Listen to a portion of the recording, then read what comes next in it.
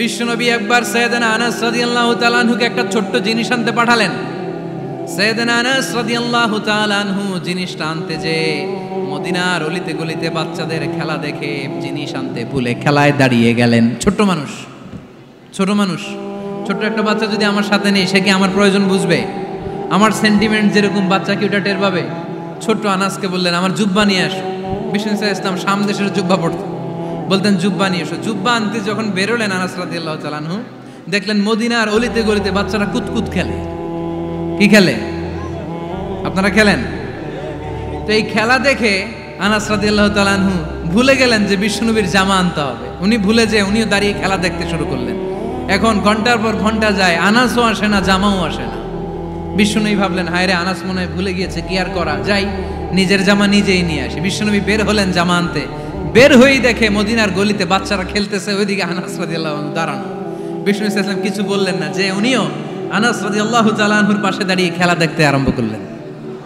সুবহানাল্লাহ পড়বেন না? সাইয়েদনা আনাস খেলা দেখতে হঠাৎ বিশ্বনবীর দিকে চোখ পড়ে গেছে। বিশ্বনবীর চোখের দিকে যখন সাইয়েদনা আনাস রাদিয়াল্লাহু তাআলা আনহুর চোখ পড়ে গেছে, সাইয়েদনা আনাস বলে, আমার কলিজাটা এখান থেকে এই দিকে চলে আসছে ভয়ে। কিসে? ভয়ে। উনি বললেন, আমার গলা শুকিয়ে যেতে আরম্ভ করলো, কাঁপতে লাগলাম। আয় হায়, এখন আমার মনে পড়ছে বিশ্বনবীর জামা আনতে পাঠাইছিল, ভুলে গেছে খেলার আবেশে পড়ে।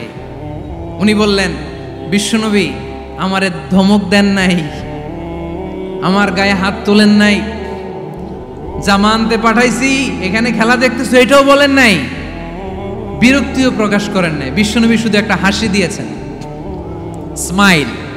কি দিয়েছেন? একটা মুচকি হাসি দিয়েছেন। কি হাসি? সাইয়েদনা আনাস বলে, ওই যে ওই দিনের বিশ্বনবীর মুচকি হাসির শাসন মরার আগের দিন পর্যন্ত আমি আনাসকে সোজা রাস্তায় রেখেছে, আর ডানে বায়ে নেয় নাই। শাসন করতে জানলে লাঠি লাগে না, শাসন করতে জানলে ধমক লাগে না, শাসন করতে জানলে পিট্টি দেয়া লাগে না। মুচকি হাসি দিয়েও শাসন করা যায় কি যায় না? সাইয়েদনা আনাস বললেন, কোনোদিন মারে নাই, কোনোদিন ধমক দেয় নাই, সব সময় আমাকে আদর করেছে। চিল্লায় পড়েন সুবহানাল্লাহ। এবার খেদমত শুরু করলো সাইয়েদনা আনাস। ছোট্ট মানুষ কি আর করবে, কতটুকু খেদমত আর করতে পারবে? বিশ্বনবীর মেসওয়াকটা এনে দেয়, সুবহানাল্লাহ পড়েন। বিশ্বনবীর আতরের শিশিটা এনে দেয়, বিশ্বনবীর জাইতুনের তেলের বোতলটা আগিয়ে দেয়, বিশ্বনবীর জামাটা প্রয়োজনে বিশ্বনবীর হাতে এনে দেয়। সাইয়েদনা আনাস বলেন, আমি 1 বছর নয়, 2 বছর নয়, 5 বছর নয়, 7 বছর নয়, 10 বছর বিশ্বনবীর খেদমত করেছি। ফামা দরাবানি, 10 বছরে একদিনও তিনি আমারে মারে নাই। সুবহানাল্লাহ। একদিন আমার গায়ে হাত তোলে নাই, হাত তোলা তো দূরের কথা, ওয়ালা সাব্বানি, কোনোদিন গালি দেয় নাই, ওয়ালা আবাসা আলা ওয়াজহি, কখনো বিরক্তি সরে ভ্রু কুচকে আমার দিকে বিশ্বনবী কোনোদিন তাকায় নাই। সুবহানাল্লাহ পড়েন। কোনোদিন আমার গায়ে হাত তোলে নাই। আরে হাত তোলা তো দূরের কথা, আমাকে ধমকি পর্যন্ত দেয় নাই। ধমকি দেয়া তো দূরের কথা, আমরা অনেক সময় বিরক্ত হয়ে ভ্রু কুচকাই না। এরকম বিরক্তি হলে আমরা কারোর প্রতি বিরক্ত হলে কি হয়? কপাল ভ্রু কুচকে ওঠে, ঠিক কিনা? সাইয়েদনা আনাস বললেন, কোনোদিন মারে নাই। খাদেম বলতেছে, খাদেম, বড় সাহেবের রিপোর্ট কার থেকে নিতে হয়? হয় খাদেম, নয় দারোয়ান, নয় ঘরের কাজের মেয়ে, তা না হলে ড্রাইভার। বিশ্বনবীর খাদেম বিশ্বনবীর ব্যাপারে কি কমেন্ট করছে? মা সাব্বানি ওয়ালা জারাবানি ওয়ালা আবাসা ফি ওয়াজহি। এই 10 বছরের খেদমতের জিন্দেগিতে কোনোদিন বিশ্বনবী আমারে মারে নাই, গায়ে হাত তুলে নাই। আরে হাত তোলা তো দূরের কথা, একটা ধমকও দেয় নাই। আরে ধমক দেয়া তো দূরের কথা, বিরক্তির সুরে ভ্রু কুচকে আমার দিকে কখনো তিনি তাকায় নাই। চিল্লায় বলো সুবহানাল্লাহ। আর আজকে মাইক পেলে মানবাধিকারের কর্মী কি সুন্দর কথা বলে, উইমেন রাইটসের কথা বলে, শিশু শ্রম নিয়ে কথা বলে, আর বাড়িতে কাজের মেয়ের গায়ের মধ্যে গরম খুন্তি পিঠের মধ্যে লাগিয়ে পিঠ ঝলসিয়ে দেয়। এরকম আছে না নাই? পত্রপত্রিকায় প্রায় দেখা যায় যে কাজের মেয়েদেরকে কি অত্যাচার করে। খুন্তি গরম করে করে চামড়ার মধ্যে লাগিয়ে স্কিন ঝলসে ফেলেছে, গ্রিলের মধ্যে বেঁধে রেখেছে, সময় মতো খাবার দেয় নাই, পিটিয়ে মাথার চুল কামিয়ে মাথা নেড়া করে দিয়েছে। এরকম আছে না নাই? এরা মানবাধিকারের ঠিকাদার, এরা মানবাধিকারের কথা বলে। আর বিশ্বনবী সাল্লাল্লাহু আলাইহি ইসলামের খাদেম বিশ্বনবীর ব্যাপারে বলেছে, কোনোদিন মায়ের তো দূরের কথা, হাত তোলা তো দূরের কথা, আরে ধমক দেওয়া তো দূরের কথা, বিরক্তির চেহারা নিয়েও কোনোদিন বিশ্বনবী আমার দিকে তাকায় নাই। চিল্লায় পড়েন সুবহানাল্লাহ। এজন্য সব সময় বিশ্বনবী সাল্লাল্লাহু আলাইহি ইসলাম শ্রমিকদেরকে ভালোবাসতেন। শ্রমে কোনো লজ্জা নাই, লজ্জা হচ্ছে অলসতায়। আজ থেকে এই মাহফিল, এই এত বড় আয়োজন, এত বড় গ্যাদারিং তখনই সার্থক হবে যখন আমরা এই সিদ্ধান্তে আসতে পারবো যে আমরা অলস সময় কাটাবো না, আমরা আমাদের এই সময়গুলোকে প্রোডাক্টিভ ওয়েতে কাজে লাগাবো, কোনো না কোনো কাজের সাথে জড়িত হব। Never under estimate any job, whether it's big or small, বড় হোক বা ছোট হোক, কোনো কাজকে আমরা ছোট করে দেখব না। যে কোনো কাজ করো না ভাই, যে কোনো কাজ করো তা যেন হয় সবার চেয়ে সবচেয়ে সুন্দর। আমাদের অবসর সময়গুলোকে কাজে লাগানোর দরকার আছে না নাই? আমরা নিজেদেরকে কর্মঠ করে, কর্মজীবী হিসেবে, শ্রমজীবী হিসেবে নিজেদেরকে প্রতিষ্ঠিত করতে চাই। রাজি আছো মুসলমান? লক্ষ্মীপুরের যুবক ছেলেরা আওয়াজ করে বলো, পারা যাবে? লজ্জা কিসে? লজ্জা কিসে? অনেকে টাঙ্কি মারে, এদিক সেদিক ঘুরে, আর বলে আমার আব্বা চেয়ারম্যান। আরে তোর আব্বা চেয়ারম্যান, তুই কি? আমার আব্বা MP, member of the parliament. আরে তোর বাবা এমপি, এটা তো তার গৌরব, তোর কি আছে সেটা বল।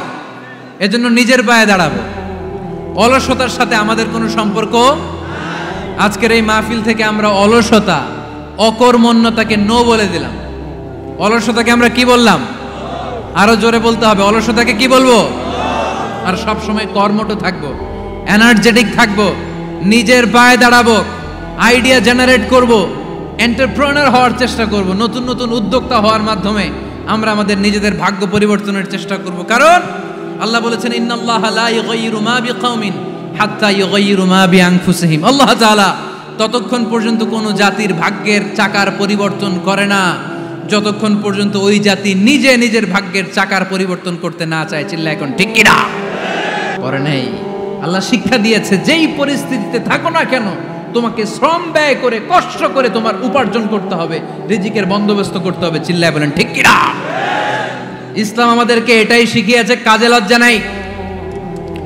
আবার বিশ্বনবী বললেন, ইন খামাতিস সাআ ওয়া ফি ইয়াদি আহাদিকুম ফাসিলাতুন, তোমাদের কারো হাতে যদি একটা চারা বীজ থাকে, সে যদি দেখে কিয়ামত হতে শুরু করেছে, ফাইন ইসতাতাআ আন ইয়াগরিসাহা ক্বাবলা আন তাকুমাস সাআ ফালইয়াগরিসহা। কারো হাতে একটা চারা বীজ নিয়ত করেছে, চারা বীজটা রোপণ করবে, ইন দ্য মিন টাইম দেখলো কিয়ামত হতে শুরু করেছে। বিশ্বনবী বললেন, যদি তোমার সুযোগ থাকে কিয়ামত হওয়ার আগে চারা বীজটা রোপণ করে দাও। কথা বুঝতে পেরেছেন? আপনার হাতে একটা চারা বীজ, আপনি প্ল্যান করেছেন এই চারা বীজটা রোপণ করবেন। ইন দ্য মিন টাইম দেখলেন কি হওয়া শুরু হয়েছে? ইযা জুলজিলাতিল আরদু জিলজালাহা, দ্য বিগেস্ট আর্থকোয়েক, ভূমিকম্প শুরু হয়েছে, কিয়ামত হয়ে যাবে। বিশ্বনবী বললেন, কিয়ামত হইতেছে ওদিকে, আর তোমার হাতে যদি চারা বীজ থাকে দেরি করো না, কিয়ামত তোমার কাছ পর্যন্ত আসার আগে সুযোগ পেলে চারা বীজটা রোপণ করে দাও। ইসলাম শিখিয়েছে শেষ নিঃশ্বাস পর্যন্ত তোমাকে লড়ে যেতে হবে। এই পৃথিবীতে কেউ কাউকে জায়গা করে দেয় না, জায়গা করে নিতে হয়। এই পৃথিবীটা, the life is not a bed of roses, এটা ফুল বিছানো কোনো ফুল সজ্জা নয়, এটা কণ্টকাকীর্ণ। কেউ আপনার স্পেস করে দিবে না, কেউ আপনাকে সুযোগ করে দিবে না, কেউ আপনার জায়গা করে দিবে না, বরং আপনি জায়গা করে নিলে টাইনা নিচে নামাবে। কথা বলেন? এজন্য কখনো অলসতাকে স্থান দেয়া যাবে। রাসূল বাত্তালি দুক্কানু শয়তান, অলস মস্তিষ্ক শয়তানের আড্ডা। অলস যদি কেউ থাকে, এটাতে টেনে বেঁধে কাজে নামাবেন। পারা যাবে? আলহামদুলিল্লাহ লক্ষ্মীপুরে এরকম অলস ছেলে পেলে নাই।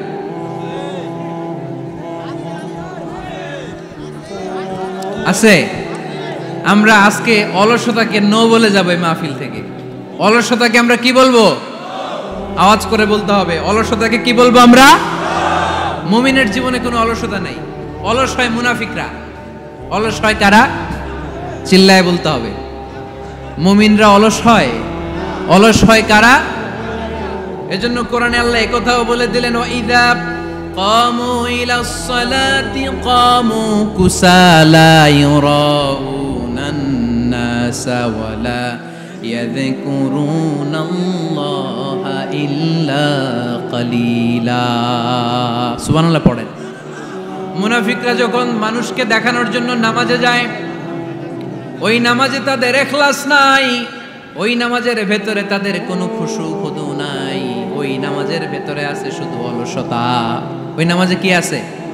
কিন্তু আমরা যখন নামাজে যাই আমাদের অলসতা আছে? আমরা নামাজ পড়লে আমাদের হৃদয়টারে সজীব করে দেয় কে? আমরা উযু করলে আমাদের মনটাকে চাঙ্গা করে দেয় কে? আমরা মসজিদে ঢুকলে হৃদয়টাকে প্রাণবন্ত করে দেয় কে?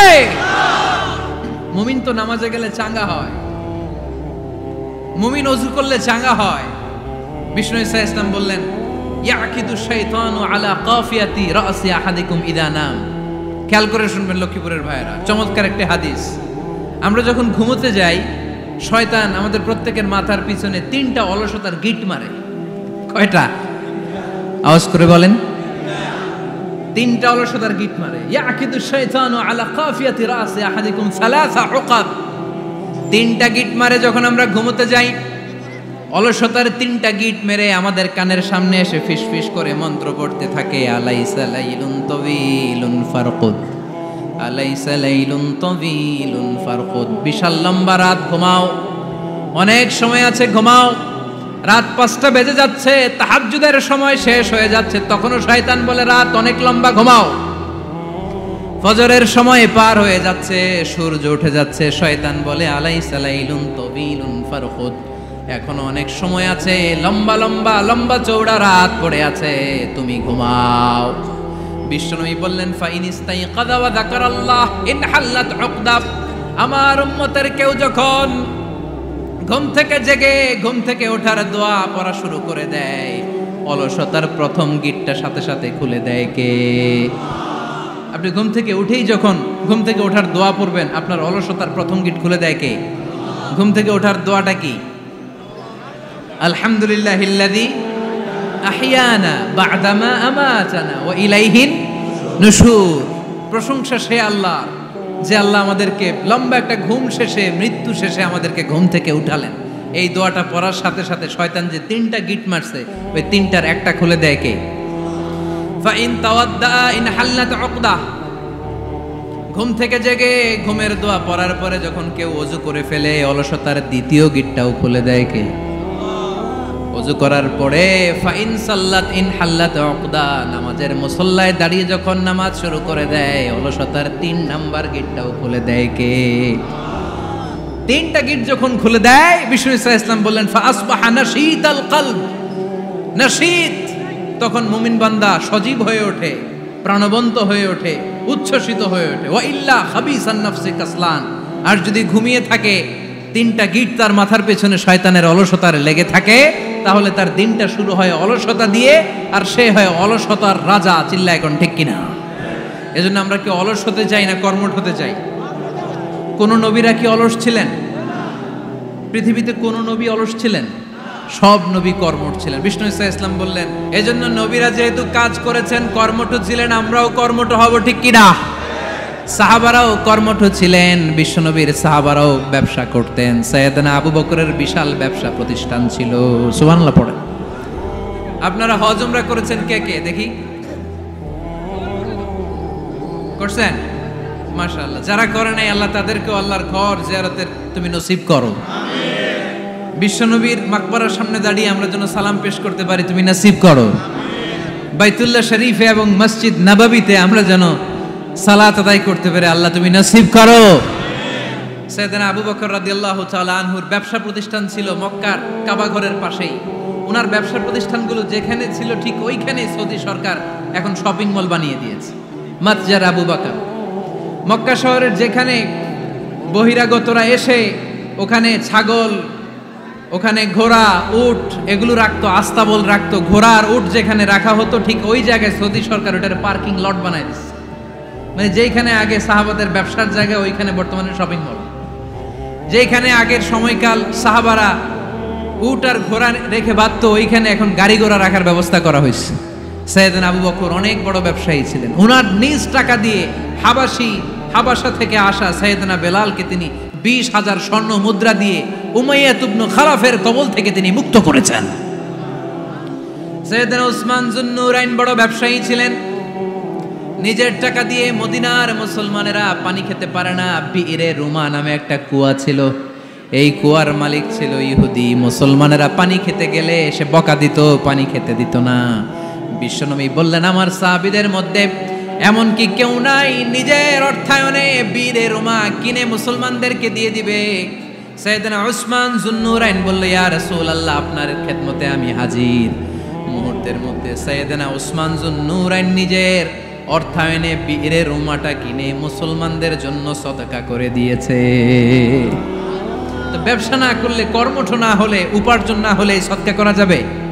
চিল্লায় বলেন, করা যাবে? সুনানে তিরমিজির বর্ণনা, বিষ্ণু ঈসা ইসলাম মক্কা থেকে যত সাহাবারা হিজরত করে মদিনায় এসেছে, মদিনাতে কোনো না কোনো সাহাবার সাথে বিশ্বনবী ভ্রাতৃত্বের বন্ধনে আবদ্ধ করে দিয়েছে। সুবহানাল্লাহ পড়েন। এজন্য মক্কা থেকে যারা এসেছে এদেরকে বলে মুহাজির। এদেরকে কি বলে? আর মদিনায় যারা ছিল এদেরকে বলে আনসার। এদেরকে কি বলে? আওয়াজ করে উত্তর দিবেন। মক্কা থেকে যারা এসেছে তাদের নাম, আর যারা মদিনার সাহাবী তাদের নাম আনসার। আজকে এই মাহফিলে লক্ষ্মীপুর এর বাইরে থেকে কারা কারা আসছেন দেখি?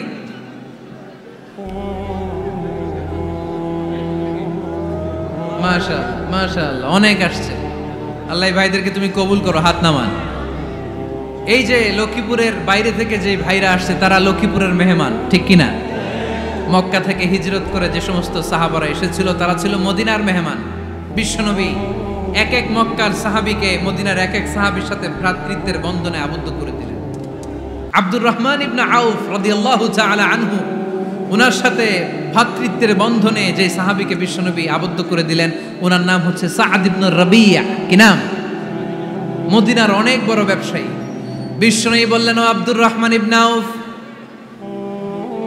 সম্পদ ছেড়ে দিয়ে, পরিবার ছেড়ে দিয়ে, স্থাবর অস্থাবর সব ছেড়ে দিয়ে আল্লাহ রাসূলের ভালোবাসায় মক্কা থেকে মদিনায় এসেছো। মদিনায় তোমার চিন্তা নাই, সাদ ইবনে রবিকে আমি তোমার ভাই বানিয়ে দিলাম। সাদ ইবনে রবি তোমার আপন ভাইয়ের মতো। সাদ ইবনে রবি বলল, আব্দুর রহমান, জীবনে তোমারে কোনোদিন দেখি নাই, তোমারে আমি চিনি না, তোমার নাম শুনি নাই, কিন্তু বিশ্বনবী তো তোমার দায়িত্ব আমাকে দিয়েছে। আমার চেয়ে বড় ধনী এই মদিনার মধ্যে দ্বিতীয় কেউ নাই। আজ থেকে তুমি আমার ভাই, আজ থেকে তুমি আমার কি? আল্লাহ আমাকে যত সম্পত্তি দান করেছে তার অর্ধেক সম্পত্তি আমি তোমার নামে দিয়ে দিলাম। ও আব্দুর রহমান ইবনে আউফ, শুধু তাই নয়, রব্বুল আলামিন আমাকে দুইজন স্ত্রী দিয়েছে। কয়জন? তুমি দেখো আমার কোন স্ত্রীকে তোমার বেশি ভালো লাগে, যার নাম তুমি বলবে সাথে সাথে আমি তারে তালাক দিয়ে দিব। তার ইদ্যত পালন শেষে তুমি তাকে বিয়ে করে তোমার সাথে নিয়ে যাবা। সুবহানাল্লাহ পড়ে। কারণ বিশ্বনবী তোমার দায়িত্ব আমার কাছে দিয়েছে, তুমি আমার ভাই, আমি মদিনার সবচেয়ে বড় ধনী, আমার অর্ধেক সম্পদ আমি তোমারে দিয়ে দিব। আমার দুই স্ত্রীর এক স্ত্রীকে তোমারে দিয়ে দিব। সাইয়েদনা আব্দুর রহমান ইবনে আউফ এই কথা শুনে অবাক হলেন। অবাক হয়ে উনিও এক অবাক কথা বললেন। উনি বললেন, লা হাজাতা লি ফি ইয়া আখি, ও আমার প্রাণের ভাই, তোমার কথা শুনে আমার হৃদয়টা ভরে গিয়েছে, কিন্তু তোমার সম্পদেরও দরকার আমার নাই, তোমার স্ত্রীরও দরকার আমার নাই। বারাকাল্লাহু ফি মালিক ওয়া লি আহলিক, আল্লাহ তোমার মালেও বরকত দেখ, তোমার সম্পদেও বরকত দেখ। তুমি শুধু একটু কষ্ট করবা। কি কষ্ট? দুল্লানি আলা সুক, show me the way to the market. তুমি মদিনায় কোনো মার্কেট আছে কিনা, শপিং মল আছে কিনা, ব্যবসা প্রতিষ্ঠান আছে কিনা আমারে দেখায় দাও। সুবহানাল্লাহ পড়ে। আমরা হইলে কি করতাম? লক্ষ্মীপুরে যারা আসছে এদের একজনের যদি বলা হয়, ভাই আপনি এখন থেকে লক্ষ্মীপুরের ভাই, আমার অর্ধেক সম্পদ আপনারে দিয়ে দেব, কি করবে? পায়ের উপর পা তুলে খাবে আর বলবে, কি আনন্দ আকাশে বাতাসে, ঠিক কিনা? এরপর যদি বলি, ভাই আমার দুই বউ, যেটারে সুন্দর লাগে বলেন তালাক দিয়ে দেই, নিয়ে যান, কি বলবে? কি আনন্দ আকাশে বাতাস। আল্লাহ রাসূলের সাহাবী আব্দুর রহমান ইবনে আউফ বললেন, লা হাজাতা লি ফি, আমার দরকার নেই। দুল্লানি আলা সুক, just show me the way to market. এখানে মার্কেট কই আছে দেখায় দাও। অবাক হয়ে গেলেন সাদ বিন রবি, বললেন, ও আব্দুর রহমান ইবনে আউফ, ঠিক আছে, তুমি যদি নিতে না চাও তোমারে আমি জোর জবরদস্তি করব না। শুনে রাখো, মদিনাতে ইহুদিদের কয়নুকার একটা বাজার আছে। এই কথা বলার সাথে সাথে আব্দুর রহমান ইবনে আউফ চলে গেলেন। এর পরের দিন অল্প কিছু পনির আর ঘি দিয়ে ব্যবসা শুরু করলেন। পনির আর ঘিয়ের ব্যবসা করতে করতে করতে করতে ব্যবসায় তিনি এত লাভ করলেন, উনি বললেন আমি যদি কখনো মদিনার বালুর মধ্যে হাত দিতাম ওই বালুটারও সোনা বানায় দিত কে? দুল্লানি আলা সুক, লক্ষ্মীপুরের কর্মঠ যুবক ভাইয়েরা, এ আব্দুর রহমান ইবনে আউফ আমাদের প্রেরণা। উনি অন্যের ঘাড়ে পাড়া দিয়ে খেতে চায় নাই, আরেকজনের উপর ডিপেন্ডেন্ট বা নির্ভরশীল হতে চায় নাই। তিনি স্বাবলম্বী হওয়ার শিক্ষা লেসেন কিয়ামত পর্যন্ত গোটা বিশ্বের যুবকদের জন্য রেখে গিয়েছে। চিল্লায় বলো ঠিক কিনা?